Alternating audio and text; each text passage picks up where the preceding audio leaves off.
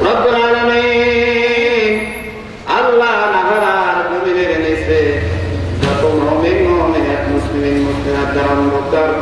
হয়ে গেছে।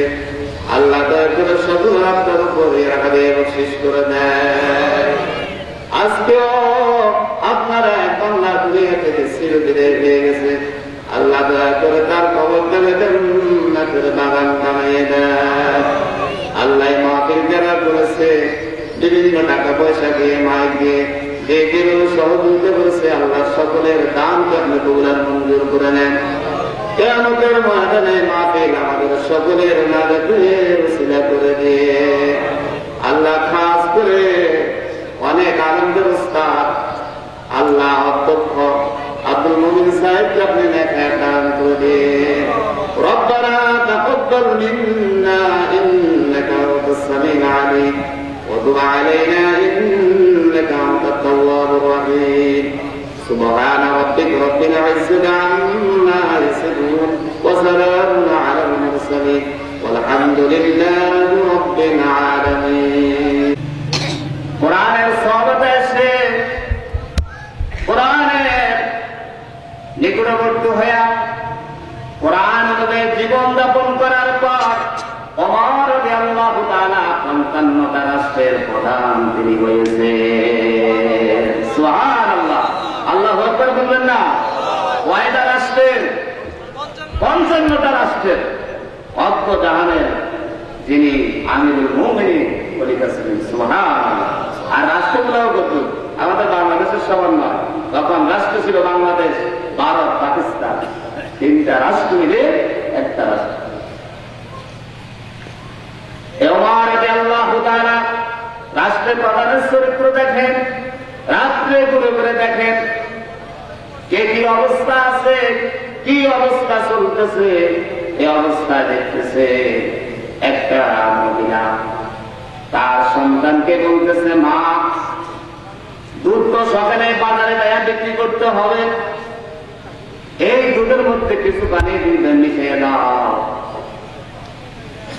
তার মেয়েটা বলল, মা কেন মিশাইব? কত বাড়ানোর জন্য। ওমর তো দেখতে পারে বা জানতে পারে, ও গভীর রাত্রে ওমর দেখবে না, ওমর জানবেও না।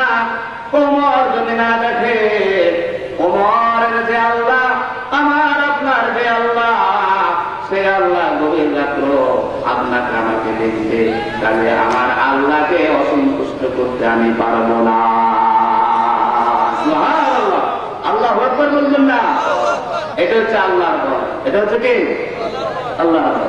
আল্লাহ রাব্বুল আলামিন বলেন, ওয়া আম্মা মান তাগা ওয়া আসারাল হায়াতাদ দুনিয়া ফা ইন্নাল জাহিমা হিয়াল মাওয়া ওয়া আম্মা মান খাফা মাকামা নাফসিহি আনিল হাওয়া ফা ইন্নাল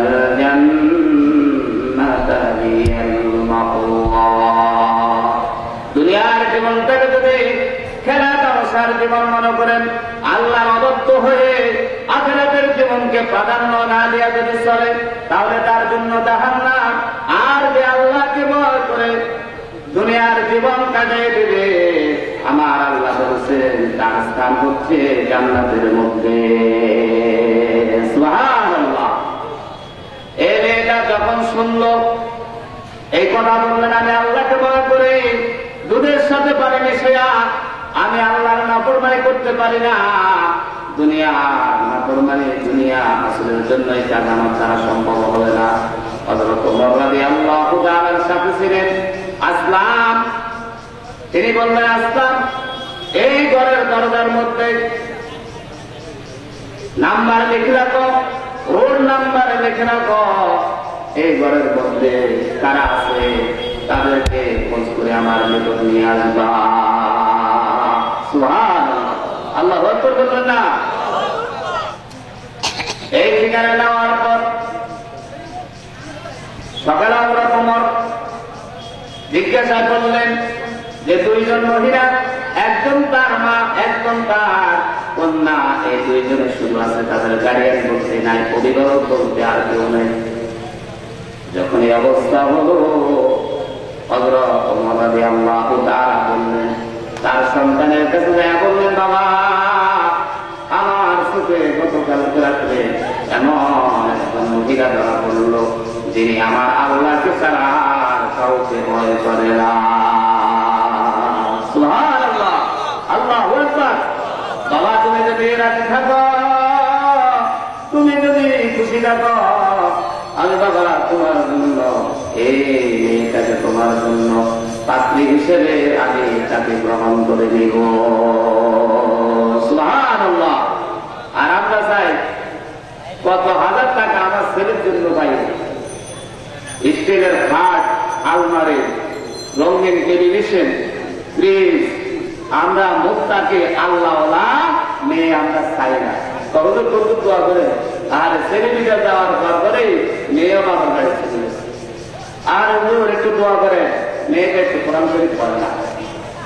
একটা রাষ্ট্রের প্রধান হইয়া যে মহিলাটা দুধ বিক্রি করে গোয়ামিনী বলা হয়, সেই মহিলাটাকে আল্লাহর ভয় তার ভিতরে থাকার কারণে তাকে ওমর রাদিয়াল্লাহু তাআলা ছেলের বউ হিসেবে কি নেওয়া হলো। সুবহানাল্লাহ বলবেন না? আর সেই মুসলমান আমরা কোন দিকে রওনা দেব? উহুদের যুদ্ধে আল্লাহ রাসূলের একজন সাহাবী ছিলেন, তার নাম ছিল সাআদ বিন সালামী। আল্লাহ রাসূলের দরবারে সে বললেন, ইয়া রাসূলুল্লাহ, হুজুর আমার বিবাহ প্রয়োজন, হুজুর আমাকে একটা বালু পাত্রী রেখে আমার বিবাহের ব্যবস্থা করেন। আল্লাহ রাসূল বললেন, সাআদ রে, তুমি কি বিবাহ করো না? কেন করো না? আমি তো কালো মানুষ, আমার ধন সম্পদ নাই, হুজুর আমাকে দেখতে মানুষ মায়া লাগে না, আমি গোলাম মানুষের কাজ করি খাই, হুজুর এই জন্য আমার কাছে নেই বলে না। আপনি রাসূল যতক্ষণ পর্যন্ত আমার জন্য মেয়ের ব্যবস্থা না করবেন। আল্লাহ রাসূল বললেন, আমার এখানে ওহানের একটা মেয়ে আছে, তুমিও আমার এখানে ওহানের মেয়েদের কাছে যাও তোমার বিবাহ প্রস্তাবের জন্য। আর সাআদ রাদিয়াল্লাহু তাআলা যখন আমার এখানে ওহানের নিকট গেলেন, জিজ্ঞাসা করলো, ও আল্লাহর নবীর সাহাবী, আমার দরবারে কেন উপস্থিত হয়েছে? কেন উপস্থিত হয়েছে? আল্লাহর নবী আমাকে পাঠাইছে, আপনার নাকি একজন মেয়ে আছে, আপনার কন্যা আছে, এই কন্যার বিবাহ পয়গাম নিয়ে আমাকে পাঠানো হয়েছে। তিনি বললেন, পাত্রকে বলছেন আমি, তোমার কাছে তো আমার মেয়ে বিবাহ দিব না, কারণ তোমাকে দেখতে সুন্দর লাগে না, তোমার চেহারা সুন্দর ভালো নয়, তুমি কাজ করে খাও বলাম, তোমার কাছে আমার মেয়ে বিবাহ দিব না। এই কথা বলার পর সাআদ রাদিয়াল্লাহু তাআলা গর্বিতে উঠে রওনা দিলেন। আমার কন্যা বলে আসলাম, আপনার কাছে লোকটা কেন আসলো? বললেন, মা তোমার সাথে তো পরামর্শ করলাম না, আল্লাহ নবী মুহাম্মদ রাসূলুল্লাহ সাল্লাল্লাহু আলাইহি ওয়াসাল্লাম তোমার বিবাহের পয়গাম নিয়ে এই লোকটাকে পাঠাইছে। বাবা লোকটাকে এই লোকটা কালো আমি প্রস্তাব মনে করে দিয়েছি। মেয়েটা বলল, আব্বা আপনি আল্লাহ রাসূলের সাহাবী হতে পারে, কিন্তু আমি আল্লাহ রাসূলের কথা অমান্য করতে পারি না। লোকটা যত কালো হোক না কেন, তার কোন সম্পদ না থাক না কেন, আমার আল্লাহ রাসূল যে প্রস্তাব দিয়েছে, সারা পৃথিবীর প্রস্তাব প্রত্যাখ্যান করে আমার রাসূলের প্রস্তাব প্রত্যাখ্যান করতে পারি না। সুবহানাল্লাহ, আল্লাহু আকবার। আর আপনারা আশেকে রাসূল দাবি করেন, আমার রাসূলের সুন্নাত নাই। আমার রাসূল যেভাবে ব্যবসা বাণিজ্য করলো, সেই ব্যবসা বাণিজ্য আমাদের মধ্যে নাই। আমার রাসূল জামাতে নামাজের জন্য তাকে দিয়েছেন, একটা অন্ধ ব্যক্তিকে বলতে বলতে রুখসত দেননি যে জামাত ছাড়া নামাজ পড়িও না। আর সে আশেখ রাসূলেরা জামাতে নামাজ নেই। মেয়েটা যখন এই কথা বললেন, আপনি আল্লাহ রাসূলের প্রস্তাব প্রত্যাখ্যান করেছেন, এই জন্য ক্ষমা চান। আমি আমার রাসূলের প্রস্তাব ধরে প্রত্যাখ্যান করি, আমার আল্লাহ কিয়ামতের ময়দানে যদি কথা বলে, আমার রাসূল তোমার জন্য কালো ছেলে হোক না কেন, যে প্রস্তাব দিল এই প্রস্তাব তুমি কিভাবে গ্রহণ করলা না? আমার কোনো উপায় থাকবে না, কোনো ক্রস থাকবে না, কাজে আমি প্রস্তাবে রাজি হয়ে গেছি, আমার জন্য এই ছেলে উপযুক্ত। সুবহানাল্লাহ। সময় তো কম। ওমর রাদিয়াল্লাহু তাআলা ঘরে যখন এই মেয়ে নিলেন, তার ঘরে একটা সন্তান জন্মগ্রহণ করলেন, তার নাম আসমা। এই আসমার ঘরে ওমর ইবনে আব্দুল আজিজ, একজন আল্লাহর বান্দা, তাকে দ্বিতীয় ওমর হিসেবে আখ্যায়িত করেছেন। রাষ্ট্রের প্রধান, বিশ্ব নবীকে স্বপ্ন দেখলেন তিনি, আর বললেন আমার কিতাবের আইন অনুযায়ী রাষ্ট্র পরিচালনা করছেন তিনি। সুবহানাল্লাহ, সুবহানাল্লাহ। তাহলে আমাদের ছেলে মেয়ের যে অবস্থা, তো আমরা ভালো কিভাবে আশা করি? ভাইয়েরা, আল্লাহ হস্তে আপনার এই পরিবার সন্তানকে আপনি কোরআন পড়ান, কোরআন শিখান, কোরআন আমলের চেষ্টা করেন। যদি আপনি ব্যয় পথে, খারাপ পথে তাদেরকে ধাবিত করেন, আপনার পরিশ্রম করে যদি কোরআনের পথে না আনেন, তাহলে আপনার ছেলে, আপনার আপন যে ছেলে, সে হয়ে যাবে আপনার শত্রু। কি হবে? শত্রু হবে। রাষ্ট্রপতিকে আসছে যে মা বাবা পুলিশের কাছে আল্লাহ রাস্তে, বাবা আমার এই সন্তানকে আপনি অ্যারেস্ট করে নেন, 2 লক্ষ টাকা চান অস্ত্র কেনার জন্য, সন্ত্রাসী করার জন্য। আমার সন্তান সন্ত্রাসী হয়ে গেছে, আমি আর চাই না এই সন্তানকে, আপনি জেনে নিয়ে যান। তাহলে এরকম সন্তান চান আপনারা? কোরআন পড়বেন ইনশাআল্লাহ, নিজেও পড়বেন, তাদেরকেও আমল করার। নিজে নামাজ পড়েন না, আপনার সন্তানকে দেন। নিজে আসতে মসজিদে চলে আসেন, আপনার সন্তানের মসজিদ বলেন না, আপনার মেয়ে ব্যাপারটা চলতেছে, আপনি তো বলেন না। বিশ্বনবী মুহাম্মদ রাসূলুল্লাহ বললেন, কিয়ামতের ময়দানে 7 শ্রেণীর লোকদের আল্লাহ শাহাদাতের নিচে স্থান দিবেন। তার মধ্যে যে যুবক বয়সে ইবাদত বন্দেগী করে, আল্লাহর গোলামি দাসত্ব করে রাত দিন কাটায়, সেই যুবককে আল্লাহ ছায়ার নিচে স্থান দিয়ে দিবেন। সুবহানাল্লাহ।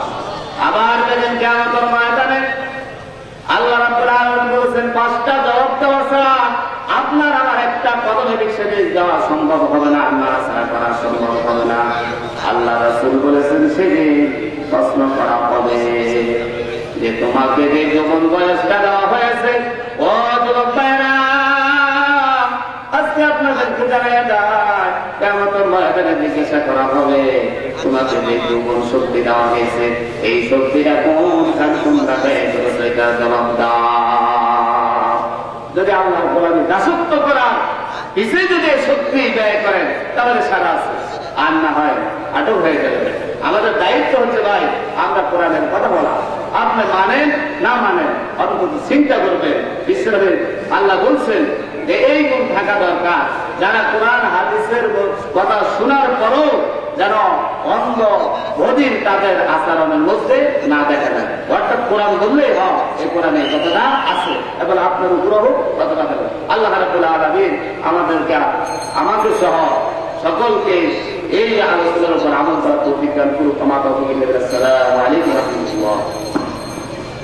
সম্মানিত উপস্থিতি, বারাতুল হতে এই পর্যন্ত কোরআন ও সুন্নাহর আলোকে